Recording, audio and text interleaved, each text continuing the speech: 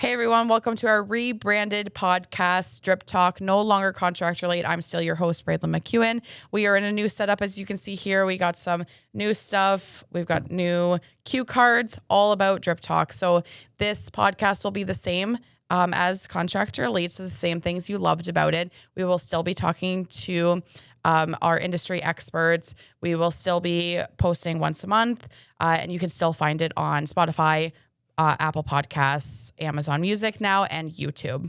So that will all still be the same. The only difference is you will now find this podcast on our Boshart exclusive. So our Boshart exclusive newsletter will come right to your inbox. It is an email newsletter, and it has all the exclusives about Boshart, the industry, all of our education information. So be sure to sign up for that. You can find that at boshart.com/exclusive. So again, sign up for that and you will receive the podcast a week before everyone else. So it will be on Spotify. It will be on YouTube a week after we send it in our Boshart exclusive. So if you want it before it goes live to everyone, we want you to sign up for that. So to help us reintroduce our new platform, Drip Talk, we sat down with our president, Julie Storey. She chatted with us for a couple of minutes just to give her insight, to talk about being a leader in this industry, what about innovation and what things are changing in the industry. So it was a great episode. So I encourage you to continue listening to that. And then we will see you next month. Make sure you stay in the drip. All right, Julie, welcome to Drip Talk. Thanks for joining me today. Thanks, Braylon. I appreciate you asking me. If you want to just start with kind of introducing yourself and telling us who you are. My name's Julie Storey, and I'm the president of Boshart Industries. I've been with the company for over 34 years. I started in inside sales and had the opportunity to grow up with the business, learning it from the ground up and taking on different roles and building experience over time. How do you feel like your early hands-on experience being in this company has influenced the way you are a leader today? Certainly had a huge impact. Starting in a hands-on role gave me a real understanding of what it takes to serve customers and understand the day-to-day pressures of the business.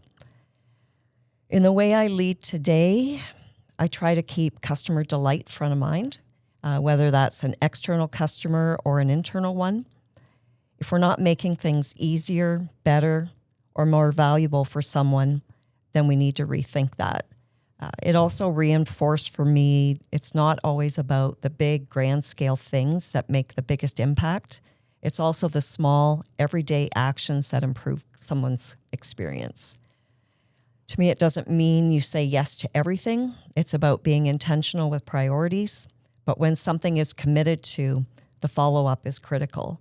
Those small moments of follow-through are often what builds trust. And I would say that mindset has kept me grounded and reminds me that everyone in the organization plays a role in delivering that experience. And why would you say is important for a leader to understand those day-to-day operations in a business? I think it's important, but maybe not in the way people traditionally think. Early in my career, understanding the day-to-day certainly helped me to learn the business and build credibility. But as a leader, I would say my role has evolved. I'm not just there to manage every detail. I'm there to make sure we have a strong team in place who understands those details and can execute really well. Ultimately, all of that connects back to delivering for our customers and supporting each other internally. So for me, it's a lot about balance. I need enough understanding to ask the right questions and make informed decisions. But I also need to stay focused on where we're going. Strong leadership to me is about building trust in your team, being clear on the priorities, and following through. Because consistency is what builds credibility with both internal and external customers. Now, you mentioned where Boshart is going. So what role does innovation play in staying competitive in today's market? So to me, innovation, it's not just about being a big disruptor, or it's not to cause a big disruption. Mm-hmm. I would say for me, it's about continuous improvement. A lot of it comes back again to the customer experience, both external and internal. How do we make things easier for the customers? How do we make it smoother for our teams so that they're able to serve those customers better? Sometimes innovation is about, as I would say, less about the big breakthroughs and more about the small practical improvements that make everyday work better. The companies that stay competitive are the ones that stay curious, challenge how things are done, and are willing to evolve in ways that improve that overall experience. All right. So how would you, as a leader, approach change in the industry? I think it starts a lot with respecting the history. There's a reason a lot of things in our industry have worked well for a long time. What's really changed is the pace. Change is coming at us so much faster now. Whether it's economic shifts, tariffs, geopolitical factors, companies have to really be able to pivot and pivot quickly. For me, it's about staying grounded in what's made us successful, but also willing to adapt and move faster than we have in the past.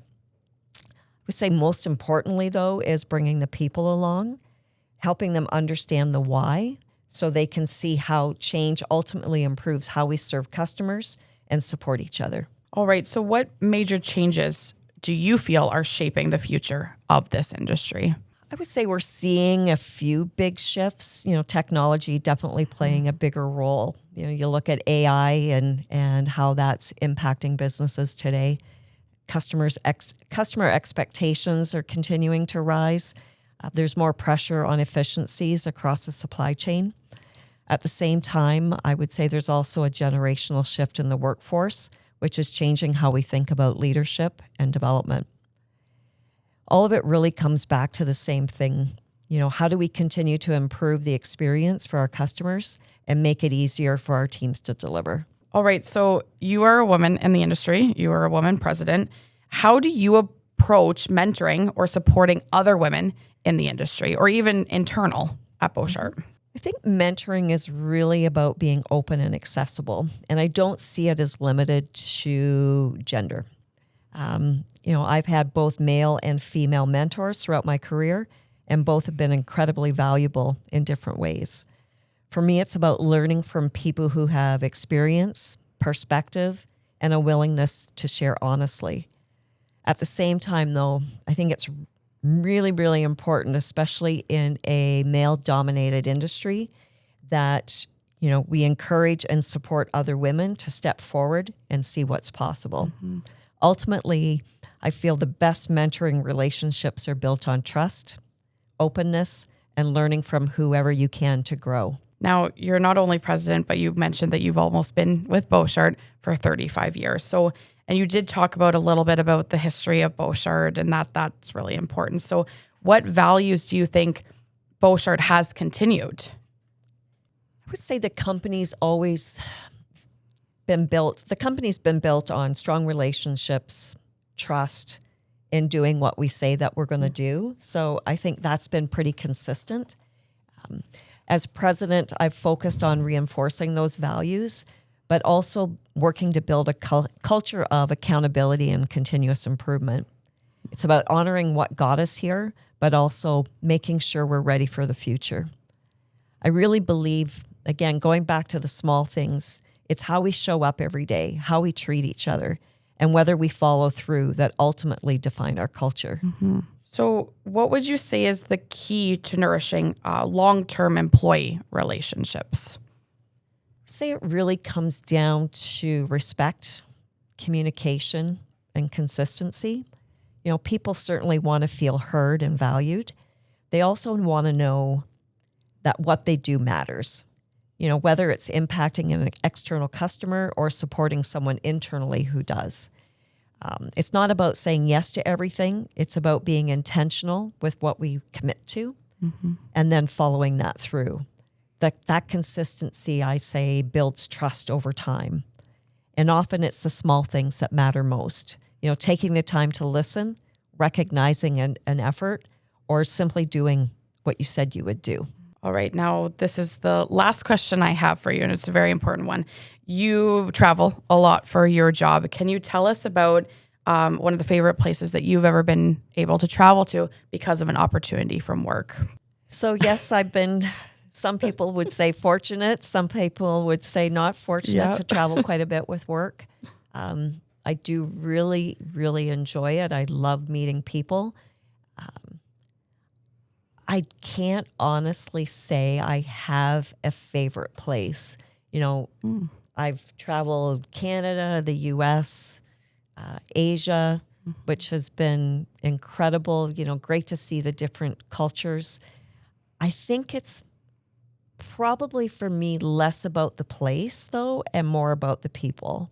I would say the relationships I've built with customers and partners over the years, like that's definitely what stands out and what I'm going to remember. Those experiences, I would say, have been the most meaningful part of the travel. That's a good answer. Would you say there's a place that you haven't been to that you'd love to be to? Like go to? Yes. Can you share that or no? There's still so many. So many. I think now, I would say with younger kids or younger grandkids, I would say finding experiences to do with them. So I don't know if it's, again, about the place or what we do together. So last year I did a trip with my grandson, and we just random road trip, took a flight, just hung out, did things he wanted to do. This year I'm going with my granddaughter, same type of thing. We're going to fly somewhere, rent a car, just tour random spots and enjoy that. But so again, I think more about the experience than the place. All right. Well, I think that is a good way to end it. Thank you, Julie, for joining me today. You're welcome. Thanks for having me. Welcome.